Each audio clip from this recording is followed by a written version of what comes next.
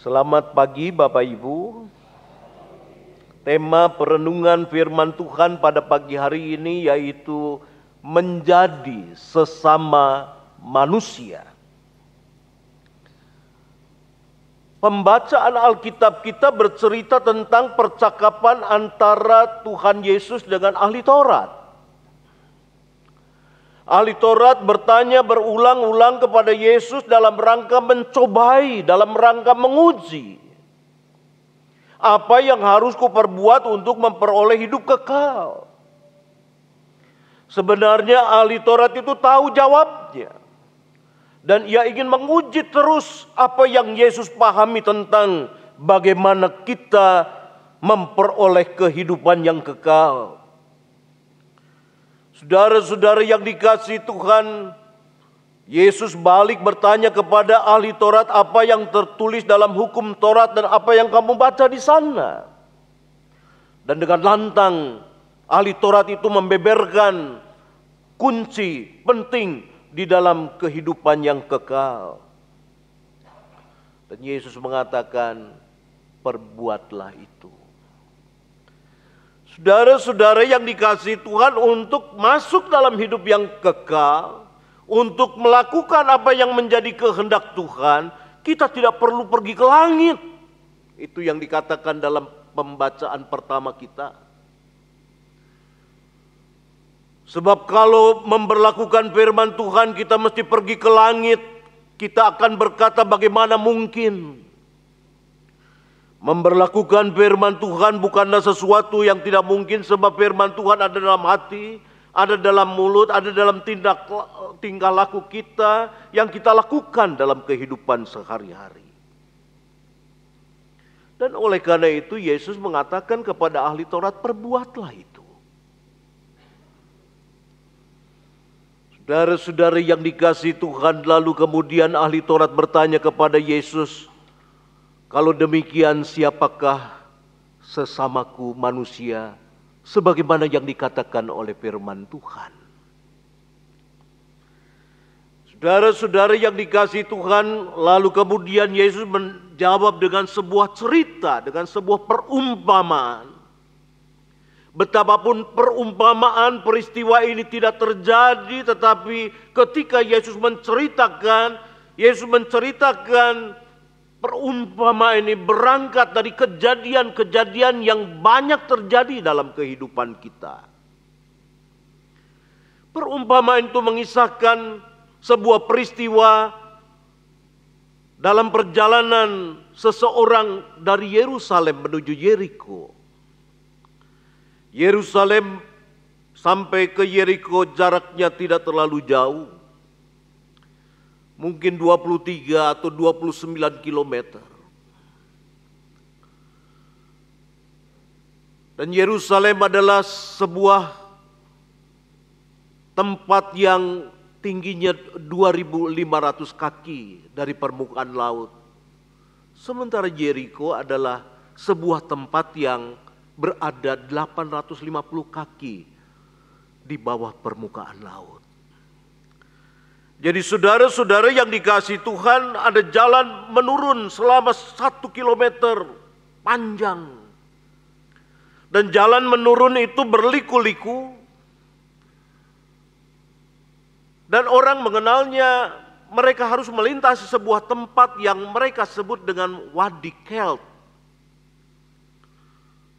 Sebuah ngarai yang begitu mengerikan dan menakutkan. Panjang, berliku-liku, bergua-gua, sebagaimana yang ada di dalam gambar kita. Orang menyebutnya ini adalah jalan darah, sebab ada banyak orang berdarah di sini. Ada banyak orang mengalami luka-luka, ada banyak orang mengalami kehilangan nyawa oleh karena dirampok di sini. Dan ini menjadi sesuatu yang diketahui oleh banyak orang. Mungkin orang tua bercerita kepada anak-anaknya tentang jalan ini. Sehingga ketika Yesus bercerita tentang perumpamaan, lalu kemudian ia mengisahkan bahwa perumpamaan ini menceritakan seseorang yang sedang mengadakan perjalanan dari Yerusalem menuju Yeriko. adalah sebuah cerita yang tentu mendebarkan. Apalagi seseorang itu berjalan seorang diri, melintasi tempat seperti ini, panjangnya 23 kilometer menurun. Saudara-saudara yang dikasihi Tuhan, lalu kemudian Yesus menceritakan kepada orang-orang yang berkumpul di situ bersama dengan ahli Taurat yang mencobainya, bahwa ada seorang turun dari Yerusalem menuju Yeriko. Kemungkinan mereka baru saja beribadah, mereka baru menyelenggarakan upacara keagamaan, atau bisa jadi ya juga adalah seseorang yang tidak beribadah, kita tidak tahu. Tetapi apabila ia berjalan seorang diri, maka pasti ia bukan orang kaya. Kalau orang kaya ia bawa pengawal, ia bawa unta, bawa keledai, ia bawa rombongan. Sebab orang kaya tahu bahwa di daerah itu begitu banyak penyamun yang akan menghabisi mereka. Pasti dia juga bukan orang lama.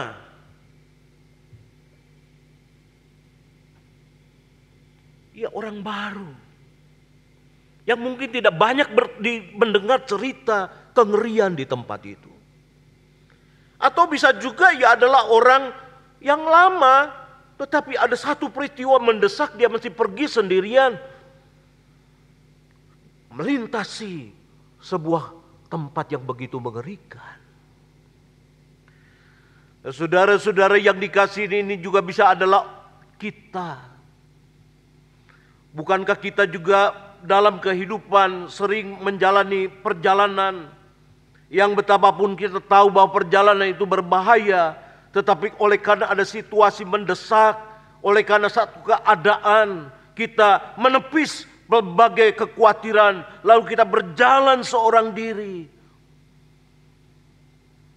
Jadi yang diceritakan oleh Tuhan Yesus adalah perjalanan kehidupan manusia pada umumnya, yang bisa mengalami celaka, yang bisa mengalami bahaya, yang bisa mengalami ancaman, yang bisa mengalami di mana ia mempertaruhkan hidup dan mati.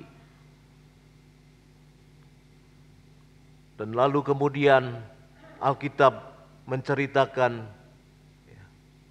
bahwa orang itu dirampok. Saudara-saudara yang dikasihi Tuhan, penasaran perampok ini. Sebab kelihatannya ia mempertahankan sesuatu sehingga ia memukulinya sampai hampir mati. Mau menunjukkan kepada kita bahwa orang ini betapa memerlukan apa yang ia bawa. Ia bukan orang kaya, tetapi yang ia bawa itu begitu penting sehingga perlu dipertahankan. Dan ia dihabisi, terkapar, setengah mati. Lalu melintas seorang imam. Ia melihat, lalu melintas dari seberang. Lalu datang orang Lewi, ia pun melihat, lalu kemudian melintas dari seberang jalan. Saudara-saudara yang dikasihi Tuhan, apabila ada imam, ada Lewi turun dari Yerusalem menuju Yeriko, itu berarti mereka baru selesai menyelenggarakan ibadah. Mereka baru selesai bertugas. Tentu mereka pulang membawa bekal yang akan dibawa kepada keluarga mereka yang ada di Yeriko. Saudara-saudara yang dikasihi Tuhan, mengapa Lewi itu tidak tergerak hatinya oleh belas kasihan? Mengapa imam itu tidak tergerak oleh belas kasihan, bahkan ia lalu kemudian berjalan dari seberang jalan? Yang dilakukan imam dan Lewi adalah tindakan yang sangat hati-hati. Yang dilakukan oleh imam dan Lewi adalah tindakan yang sangat prosedural. Yang dilakukan oleh imam dan Lewi adalah tindakan yang sangat rasional. Mereka tidak menggunakan hati. Sebab mungkin hati mereka simpan di bait Allah yang baru mereka pakai kalau mereka beribadah. Tetapi kalau pulang mereka tinggalkan, dan segala sesuatu dihadapinya dengan prosedur, segala sesuatu dihadapinya dengan hati-hati, segala sesuatu dihadapi dengan akal. Dan dalam hidup sehari-hari mereka tidak menggunakan hati. Saudara-saudara yang dikasihi Tuhan, mengapa dikatakan bahwa ini ada prosedur yang mereka lakukan? Sebab bagi orang Lewi dan juga bagi para imam dan bagi orang-orang Yahudi pada umumnya, apabila mereka menyentuh orang mati, maka ia akan menjadi najis selama 7 hari. Dan bisa ia bayang kalau ia pulang ke rumah lalu kemudian ia najis. Ia akan menajisi anggota keluarganya. Apabila ia berhubungan dengan imam yang lain akan menjadi najis oleh karena keberadaannya. Oleh karena itu di dalam sastra rabbinik diatur berapa jarak mereka harus berada berjauhan dari orang mati. Jadi berjalan dari seberang jalan adalah prosedur yang ditetapkan. Mereka juga sangat hati-hati sebab bisa jadi itu adalah pancing dari para penyamun yang mereka dengar ceritanya sejak kanak-kanak. Daerah itu daerah yang sangat berbahaya. Dan oleh karena itu ia tidak mendekat, berjalan dari seberang jalan melintasi. Dan mereka juga sangat rasional. Kemampuan apa yang bisa mereka lakukan untuk menolong orang itu? Saudara-saudara yang dikasihi Tuhan, inilah yang sering terjadi dalam kehidupan kita sebagai manusia di muka bumi.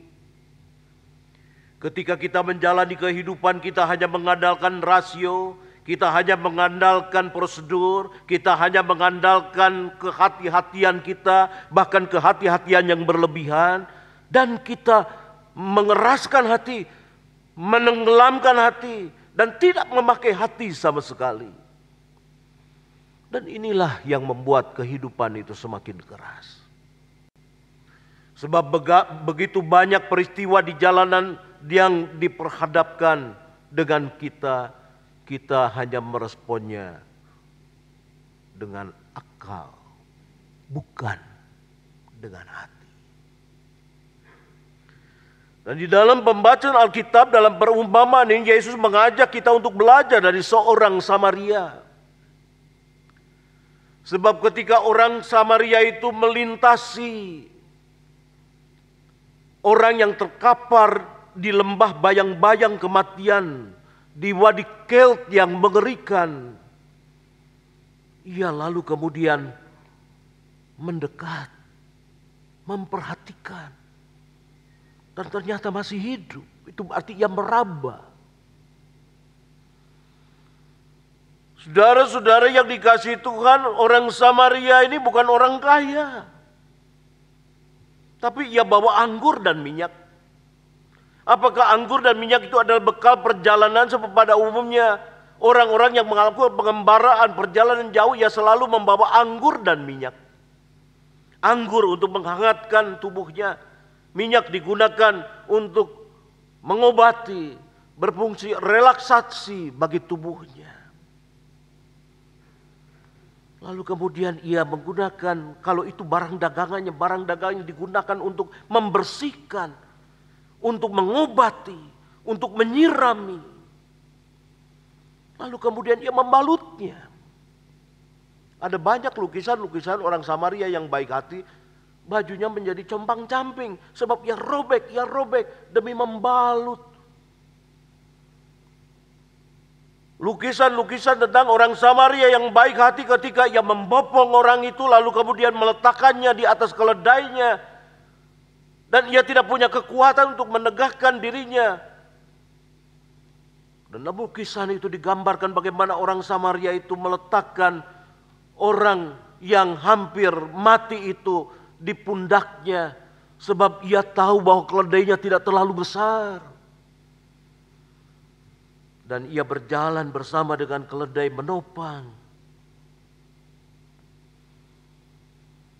Saudara-saudara yang dikasihi Tuhan, mencari tempat penginapan dari tempat yang terpencil, bukanlah perjalanan yang mudah, tetapi ia lakukan dengan penuh kesungguhan hati. Lalu kemudian ia menginapkan orang itu di penginapan, dan keesokan harinya ia mengatakan, kalau kurang, aku akan membayarnya kembali. Dia bukan orang kaya. Mungkin 2 dinar itu adalah uang terakhir miliknya. Ia percayakan, ia lebih mementingkan orang yang setengah mati ketimbang dirinya. Sebab dirinya masih bisa bekerja, dirinya masih bisa berdagang, mungkin masih ada anggur dan minyak yang bisa ia jual.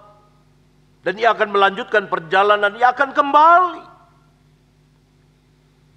Saudara-saudara yang dikasihi Tuhan, inilah orang yang melihat kehidupan, diperhadapkan persoalan oleh Tuhan dalam hidupnya, lalu kemudian meresponnya tidak dengan rasio saja. Sebab kalau menggunakan rasio, bekalku tidak cukup, perjalananku masih jauh. Kalau menggunakan rasio, ia akan berkata, anggurku akan berkurang, minyakku akan berkurang, untungku habis untuk merawat orang lain. Tapi ia tidak merespon dengan rasio. Ia tidak merespon dengan prosedur. Tapi ia merespon dengan hati. Menjadi orang yang habis-habisan. Lalu kemudian menitipkan, sebab kehidupan harus berjalan, ia harus mencari nafkah. Dan terlebih dari itu ia berjanji untuk menghidupi orang itu sampai ia sembuh. Dan apa yang dilakukannya ternyata menyentuh pemilik penginapan. Sebab sekarang pemilik penginapan itu tidak menggunakan rasio.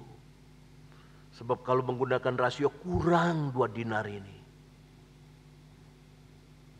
Kalau pemilik penginapan itu menggunakan prosedur, bukan ini prosedur. Sebab engkau menitipkan orang yang akan memakan kamar yang digunakannya untuk beristirahat, bukan saja ia menitipkan orang, tetapi juga untuk mengobati orang itu. Tetapi bagian firman Tuhan ini mau mengatakan orang yang merespon hati dengan hati, itu menular. Bagaimana orang tergerak, ikut menanggung bebannya, apa yang menjadi bagiannya, dan apa yang bisa ia lakukan. Dan setelah kisah ini disampaikan, lalu Yesus bertanya, siapa ketiga orang ini yang menjadi sesama bagi orang jatuh ke tangan penyamun? Menurut Bapak Ibu siapa? Siapa? Siapa? Orang Samaria. Tapi ahli Taurat itu tidak menyebutkan orang Samaria. Ahli Taurat itu mengatakan orang yang menunjukkan belas kasihan kepadanya. Sebab hatinya masih dengki dengan Samaria. Benci. Dan sampai kisah itu disampaikan, ia tidak mau sebut bahwa Samaria ditinggikan. Saudara-saudara yang dikasihi, ini adalah potret kehidupan manusia. Yang acap kali kebencian bertata dalam hatinya, dibukakan pikirannya sedemikian rupa untuk menyebut nama bahwa ia adalah orang Samaria. Ia tidak mau. Dan oleh karena Alkitab mengatakan, ia menjawab bukan orang Samaria seperti Bapak Ibu tadi menjawab. Tetapi yang ia katakan orang yang menunjukkan belas kasihan kepadanya. Saudara-saudara yang dikasihi Tuhan, dari cerita ini kita mengetahui bahwa cara bertanya dan cara menjawab seseorang itu menunjukkan cara pandangnya tentang kehidupan. Orang ahli Taurat itu bertanya, siapakah sesamaku? Saudara-saudara, kalau orang bertanya siapakah sesamaku, itu berarti ia akan memilah. Dan setelah itu memilih. Siapa orang yang sama dengan aku? Siapa orang yang sepikiran dengan aku? Dan siapa orang yang menguntungkan aku? Yesus mengajak orang banyak dan juga ahli Taurat untuk mengubah cara berpikir. Jangan bertanya siapakah sesamaku, tetapi siapa yang menjadi sesamanya. Saudara-saudara yang dikasihi Tuhan, ketika kita bertanya siapakah menjadi sesama bagi orang yang hampir mati, maka Yesus mengajak seseorang untuk tidak mempertimbangkan latar belakang agama, latar belakang sosial ekonomi, latar belakang suku. Apakah dia itu sepikiran dengan kita? Apakah ia sejalan dengan kita? Apakah setelah ditolong ia akan menguntungkan, akan balas budi? Ketika orang bertanya, siapakah yang akan menjadi sesama bagiku? Ia akan memilah dan memilih. Tetapi ketika ia bertanya kepada dirinya, apakah aku sudah menjadi sesama bagi orang lain? Aku tidak akan pertimbangkan. Bahkan apakah orang itu menyakiti hatiku? Saudara-saudara, orang-orang Samaria adalah orang-orang yang disakiti oleh orang-orang Yahudi berabad-abad lamanya. Dari tahun 722 sebelum Masehi ketika Israel Utara dihancurkan oleh Asyur. Lalu kemudian mereka campur baur dengan bangsa-bangsa, tidak memelihara tradisi. Sejak itu mereka dianggap suku yang hilang. Mereka adalah saudara tetapi sudah tidak dianggap saudara lagi. Mereka dinajiskan untuk datang ke bait Allah. Tanah mereka dinajiskan untuk dilewati. Betapa menyakitkan. Dan itu dilalui bukan setahun 2 tahun. Hampir 700 tahun dilalui. Didiskreditkan, diberikan stigma. Tetapi orang Samaria itu ketika menolong, ia tidak periksa apakah dia Yahudi atau bukan. Apakah dia adalah kelompok yang menyakiti aku atau bukan. Bagi orang Samaria, apakah dia menyakiti aku atau tidak menyakiti aku, hatiku tergerak. Sebab aku menempatkan diriku di tempatnya. Sebab aku bisa mengalami seperti ini. Aku mengadakan perjalanan seorang diri bersama dengan keledaiku.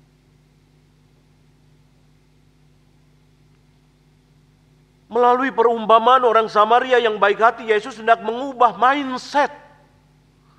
Dari cara pandang yang sempit mengasihi orang yang sama dengan kita.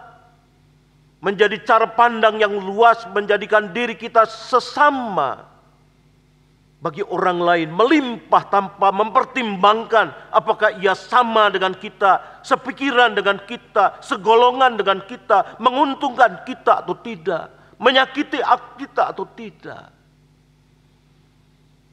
Kalau kita mau masuk dalam kehidupan yang kekal, kalau kita mau masuk dalam kerajaan Allah, tidak cukup kita membaca Taurat, hafal isinya, tetapi tidak pernah melakukan.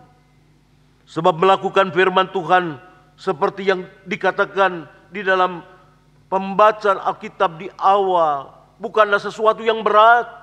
Melakukan firman Tuhan tidak harus kita terbang tinggi ke langit. Tetapi di sini, ketika kita diperhadapkan aneka persoalan dalam kehidupan kita. Saudara-saudara yang dikasihi Tuhan, orang yang membiarkan hatinya menganga karena luka, ia tidak akan punya belas kasihan. Jadi dengan kata lain, orang Samaria ini adalah orang yang pengampun. Dia mengampuni orang-orang Yahudi yang memberikan stigma, yang menyingkirkan, yang menajiskannya. Ia mengampuni. Saudara-saudara yang dikasihi Tuhan, kekaguman Yesus kepada Samaria itu bukan hanya sebuah dongeng, bukan hanya sebuah perumpamaan. Sebab dalam Lukas pasal 17 ayat 11 diceritakan ada 10 orang kusta yang disembuhkan Yesus. Tetapi hanya satu yang kembali mengucap syukur. berterima kasih, dan ia adalah orang Samaria. Mana orang Yahudi yang lain yang disembuhkan Yesus? Orang yang dikuasai oleh pelbagai kekhawatiran, kecemasan, ia tidak akan mampu untuk mengalirkan belas kasihan. Orang Samaria ini tidak khawatir ia akan kekurangan. Orang Samaria tidak khawatir ia akan diperangkap dan dirampok oleh penyamun. Sebab baginya yang terpenting, kasih yang Tuhan titipkan, yang menggetarkan, menggerakkannya, boleh dirasakan bahwa engkau tidak sendiri. Ada Tuhan yang menghadirkanku dekat dengan engkau. Orang yang letih lesu dan berbeban berat tidak akan mampu menopang belas kasih. Oleh karena itu mengapa Yesus berkata kepada murid-murid, kepada orang banyak, mari datanglah yang letih lesu dan berbeban berat, sebab aku memberikan kelegaan. Tanpa kelegaan, kelapangan hati, kita tidak akan pernah bisa berbelas kasih.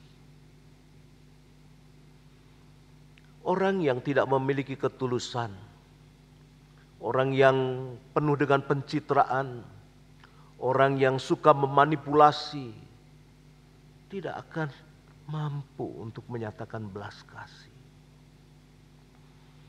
Sebab belas kasih itu menyembuhkan sampai tuntas. Kalau pencitraan hanya sebatas dilihat, hanya sebatas konten, kelihatan ia sedang menolong. Apakah ia menolong sampai tuntas? Belum tentu. Saudara-saudara yang dikasihi Tuhan, Yesus mengajak kita belajar dari orang Samaria, betapapun ini hanya sebuah perumpamaan. Tetapi dalam peristiwa lain Yesus menceritakan sebuah kisah nyata bagaimana Samaria menjadi teladan. Sebab ketika orang lain mendapatkan rahmat, anugerah, seolah-olah dihidupkan kembali melalui sakit penyakit yang disembuhkan, mereka tidak datang berterima kasih kepada Yesus. Yang datang mengucap syukur kepada Allah di depan Yesus hanyalah orang Samaria. Saudara-saudara yang dikasihi Tuhan, saya yakin di antara kita semua masih banyak orang Samaria yang baik hati. Ini yang membuat gereja kita teguh ada sampai sekarang ada. Karena di antara kita banyak orang Samaria. Orang Samaria yang baik hati, yang mengalami banyak luka-luka kehidupan, baik di tempat pekerjaan, baik di dalam kehidupan rumah tangga, di dalam kehidupan pelayanan, di dalam kehidupan keseharian kita yang demikian keras dilukai. Namun dengan lapang kita mengampuni, dan oleh karena itu kita masih punya kekuatan untuk berbelas kasih. Kita berhadapan dengan orang-orang yang begitu keras, tetapi kita berani mempertaruhkan diri seperti orang Samaria.